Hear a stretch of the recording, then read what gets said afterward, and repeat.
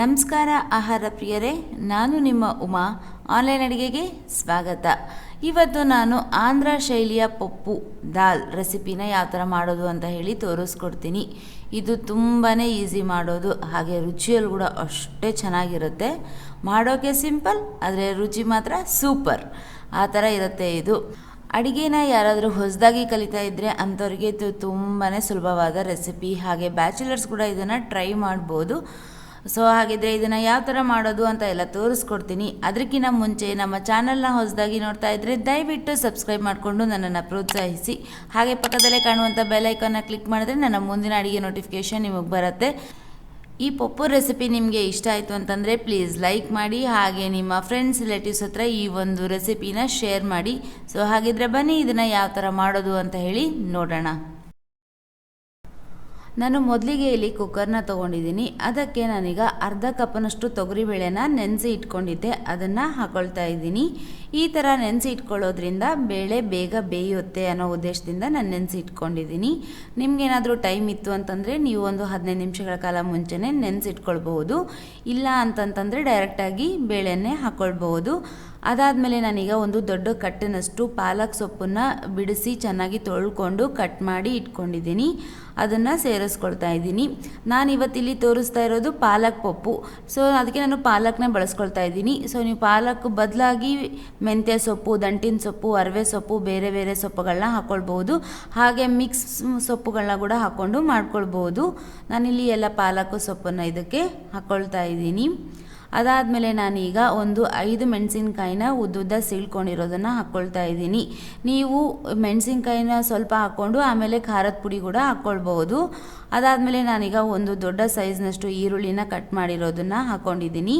ಅದಾದಮೇಲೆ ನಾನೀಗ ಒಂದು ನಿಂಬೆಹಣ್ಣು ಗಾತ್ರದಷ್ಟು ಹುಣಸೆ ಹಣ್ಣು ಹಾಕ್ಕೊಳ್ತಾ ಇದ್ದೀನಿ. ಆಂಧ್ರ ಪಪ್ಪು ಮಾಡ್ತಾ ಇರಬೇಕಾದ್ರೆ ಸ್ಪೆಷಾಲಿಟಿ ಏನಂತಂದರೆ ಇದೇ, ಡೈರೆಕ್ಟಾಗಿ ಹುಣಸೆ ಹಣ್ಣನ್ನು ಹಾಕ್ಕೊಳ್ತಾರೆ. ಇಲ್ಲಿ ನಾನು ಪಾಲಕ್ ಸೊಪ್ಪನ್ನ ಬಳಸ್ತಾ ಇರೋದ್ರಿಂದ ಟೊಮೊಟೊನ ಬಳಸ್ತಾ ಇಲ್ಲ. ನೀವು ಬೇರೆ ಸೊಪ್ಪನ್ನು ಹಾಕ್ಕೊಳ್ತಾ ಇದ್ದರೆ ಟೊಮೊಟೊನ ಹಾಕ್ಕೊಳ್ಬೇಕಾಗತ್ತೆ. ಅದಾದಮೇಲೆ ನಾನು ಸ್ವಲ್ಪ ಅರಿಶಿನ ಹಾಕ್ಕೊಂಡು ನೀರನ್ನು ಹಾಕ್ಕೊಳ್ತಾ ಇದ್ದೀನಿ. ನಿಮಗೆ ನೀರು ಹಾಕ್ಕೊಳ್ಳೋದು ಗೊತ್ತಾಗಲಿಲ್ಲ ಅಂತಂದರೆ ನೀವು ಬೇಳೆನ ಯಾವ ಕಪ್ಪಿಂದ ತೊಗೊಂಡಿರ್ತೀರಿ ಅದರ ಪ್ರಮಾಣದಲ್ಲಿ 3ರಷ್ಟು ನೀರನ್ನು ಸೇರಿಸ್ಕೊಳ್ಬೇಕಾಗತ್ತೆ. ಸೊ ಅದನ್ನೆಲ್ಲ ಹಾಕ್ಕೊಂಡು ನಾನೀಗ ಕುಕ್ಕರ್ನ ಸ್ಟವ್ ಮೇಲೆ ಇಟ್ಟು ಕುಕ್ಕರ್ ಲಿಡ್ನ ಕ್ಲೋಸ್ ಮಾಡ್ಕೊಳ್ತಾ ಇದ್ದೀನಿ. ಹಾಗೆ ವಿಜಿಲ್ನ ಕೂಡ ಹಾಕ್ಕೊಂಡೆ. ಇವಾಗ ಇದನ್ನು ನಾನು 3 ವಿಜಿಲ್ ಬರೋವರೆಗೂ ಕುಕ್ಕರ್ನ ಹೊಡಿಸ್ತೀನಿ. ಸೊ ಇವಾಗ 3 ವಿಜಿಲ್ ಆಗಿದ್ದು ಆಯಿತು. ನೋಡ್ಬೋದು ಬೇಳೆ ಎಷ್ಟು ಚೆನ್ನಾಗಿ ಮಂದಗೆ ಬೆಂದಿದೆ ಅಂತ ಹೇಳಿ. ನಾನೀಗ ಚೆನ್ನಾಗಿ ಬೆಂದಿರೋದ್ರಿಂದ ಹುಳಿ ಸೌಟಿಂದನೇ ತೊಗೊಂಡು ತಿರುಗಿಸ್ಕೊಂಡ್ಬಿಟ್ರೆ ರೆಡಿ ಆಗಿಬಿಡುತ್ತೆ ಇದು. ಏನಾದರೂ ಬೇಳೆ ಸ್ವಲ್ಪ ಅರ್ಧಂಬರ್ಧ ಬೆಂದಿದೆ ಅಂತ ಹೇಳಿದರೆ ಇನ್ನೊಂದು 2 ವಿಜಿಲ್ ಹೊಡಿಸ್ಕೊಳ್ಳಿ. ಇಲ್ಲ ಅಂತಂದರೆ ಮಸಿಯೋ ಕೋಲ್ ಬರುತ್ತಲ್ಲ, ಬೇಳೆ ಮಸಿಯೋದ್ರಿಂದ ಕೂಡ ನೀವು ಮಸ್ಕೊಳ್ಬಹುದು. ಇಲ್ಲಿ ಇವಾಗ ನೀವು ಕನ್ಸಿಸ್ಟೆನ್ಸಿನ ಅಡ್ಜಸ್ಟ್ ಮಾಡ್ಕೊಳ್ಬೇಕಾಗತ್ತೆ. ನಿಮಗೆ ಏನಾದರೂ ಸ್ವಲ್ಪ ನೀರಾಗಿ ಬೇಕು ಅಂತಂದರೆ ಸ್ವಲ್ಪ ನೀರನ್ನು ಹಾಕ್ಕೊಳ್ಬಹುದು. ಅಂದರೆ ಆಂಧ್ರ ಪಪ್ಪು ಸ್ವಲ್ಪ ಗಟ್ಟಿ ಇದ್ರೇ ಚೆನ್ನಾಗಿರುತ್ತೆ. ಅದಾದಮೇಲೆ ನಾನು ಇವಾಗ ಉಪ್ಪನ್ನು ಕೂಡ ಸೇರಿಸ್ಕೊಳ್ತಾ ಇದ್ದೀನಿ. ಉಪ್ಪನ್ನು ಹಾಕ್ಕೊಂಡು ಕಲಿಸ್ಕೊಳ್ಳಿ. ಇವಾಗ ಏನಾದರೂ ನೀವು ಮೆಣಸಿನ್ಕಾಯಿ ಬರೀ 2 ಹಾಕ್ಕೊಂಡು ಸ್ವಲ್ಪ ಖಾರದ ಪುಡಿ ಕೂಡ ಹಾಕ್ಕೊಳ್ತೀನಿ ಅಂತಂದರೆ ಈ ಒಂದು ಟೈಮ್ನಲ್ಲಿ ನೀವು ಖಾರದ ಪುಡಿ ಕೂಡ ಸೇರಿಸ್ಕೊಳ್ಬಹುದು. ಇವಾಗ ಅದನ್ನು ನಾನು ಪಕ್ಕಕ್ಕೆ ಇಟ್ಕೊಂಡು ಪಪ್ಪುಗೆ ಒಗ್ಗರಣೆನ ಕೊಟ್ಕೊಳ್ಳೋಕ್ಕೆ ರೆಡಿ ಮಾಡ್ಕೊಳ್ತಾ ಇದ್ದೀನಿ. ಈಗ ನಾನು ಒಂದು 3 ಚಮಚದಷ್ಟು ಎಣ್ಣೆನ ಹಾಕ್ಕೊಂಡಿದ್ದೀನಿ. ನೀವು ಎಣ್ಣೆ ಜಾಗದಲ್ಲಿ ತುಪ್ಪನ ಕೂಡ ಬಳಸಬಹುದು.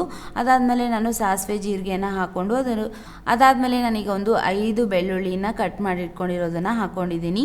ಬೆಳ್ಳುಳ್ಳಿ ಚೆನ್ನಾಗಿ ಕೆಂಪುಗೆ ಬರೋವರೆಗೂ ಬೆಳ್ಳುಳ್ಳಿನ ಫ್ರೈ ಮಾಡ್ಕೊಳ್ಳಿ. ಅಂದರೆ ಆ ಒಂದು ಫ್ಲೇವರ್ ಚೆನ್ನಾಗಿರುತ್ತೆ ಪಪ್ಪು ಅಲ್ಲಿ. ಈಗ ಬೆಳ್ಳುಳ್ಳಿ ಆದಮೇಲೆ ನಾನೀಗ ಒಂದು 2 ಕಡ್ಡಿಯಷ್ಟು ಕರಿಬೇವನ್ನ ಕಟ್ ಮಾಡಿ ಹಾಕ್ಕೊಂಡಿದ್ದೀನಿ. ಇದು ತುಂಬ ಸಿಂಪಲ್, ಮಾಡೋದಕ್ಕೆ ತುಂಬ ಈಸಿ, ಹಾಗೆ ರುಚಿ ಮಾತ್ರ ಸೂಪರ್ ಆಗಿರುತ್ತೆ. ಅದಾದಮೇಲೆ ನಾನು 2 ಒಣಮೆಣಸನ್ನು ಹಾಕ್ಕೊಂಡು ಚೆನ್ನಾಗಿ ಫ್ರೈ ಮಾಡ್ಕೊಳ್ತಾ ಇದ್ದೀನಿ. ಇಷ್ಟ ಆಯಿತು ಅಂತಂದರೆ ಪಪ್ಪುಗೆ ಒಗ್ಗರಣೆ ಕೂಡ ರೆಡಿ ಆಯಿತು. ಇವಾಗ ಇದನ್ನು ನಾನು ಇಳಿಸ್ಕೊಂಡು ಮತ್ತೆ ಪಪ್ಪನ್ನು ಸ್ಟವ್ ಮೇಲೆ ಇಟ್ಬಿಟ್ಟು ಈ ಒಗ್ಗರಣೆನ ಅದಕ್ಕೆ ಹಾಕ್ಕೊಳ್ತೀನಿ. ಪಪ್ಪುಗೆ ಒಗ್ಗರಣೆ ಕೊಟ್ಬಿಟ್ಟು ಒಂದು 2 ನಿಮಿಷ ಸ್ಟವ್ ಮೇಲೇ ಇಟ್ಕೊಂಡ್ರೆ ಚೆನ್ನಾಗಿ ಬಿಸಿಯಾಗಿ ಒಂದು ಕುದಿ ಬರುತ್ತೆ, ಅಷ್ಟೇ ಸಾಕು. ಒಂದು ಕುದಿ ಬಂದರೆ ಸಾಕು. ಇದಕ್ಕೆ ನಾನು ಆಮೇಲೆ ಸ್ವಲ್ಪ ಕೊತ್ತಂಬರಿ ಸೊಪ್ಪನ್ನು ಕೂಡ ಸೇರಿಸ್ಕೊಳ್ತೀನಿ. ಇದ್ದರೆ ಹಾಕ್ಕೊಳ್ಳಿ, ಇಲ್ಲದೇ ಇದ್ದರೆ ನಡೆಯುತ್ತೆ.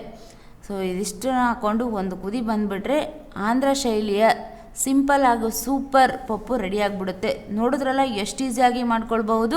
ಯಾವುದೇ ರೀತಿಯಾದಂಥ ರುಬ್ಬೋ ಕೆಲಸ ಇಲ್ಲ, ಏನೂ ಇಲ್ಲ. ಟೇಸ್ಟ್ ಕೂಡ ಅಷ್ಟೇ ಡಿಫ್ರೆಂಟಾಗಿ ಅಷ್ಟೇ ಪರ್ಫೆಕ್ಟ್ ಆಂಧ್ರ ಶೈಲಿಯಲ್ಲಿನೇ ಬರುತ್ತೆ. ಇಷ್ಟು ಈಸಿ ಇದೆ ಅಲ್ವಾ. ಇದನ್ನು ಒಮ್ಮೆ ಆದರೂ ಟ್ರೈ ಮಾಡಿದ್ಮೇಲೆ ಇದು ಯಾವ ಥರ ಬಂತು ಅಂತ ಅನ್ನೋದನ್ನು ನನಗೆ ಕಮೆಂಟ್ಸಲ್ಲಿ ತಿಳಿಸಿ. ನೀವು ಒಮ್ಮೆ ಟ್ರೈ ಮಾಡಿದ್ಮೇಲೆ ಪದೇ ಪದೇ ನೀವೇ ಇದನ್ನು ಮಾಡ್ಕೊಳ್ತೀರಾ.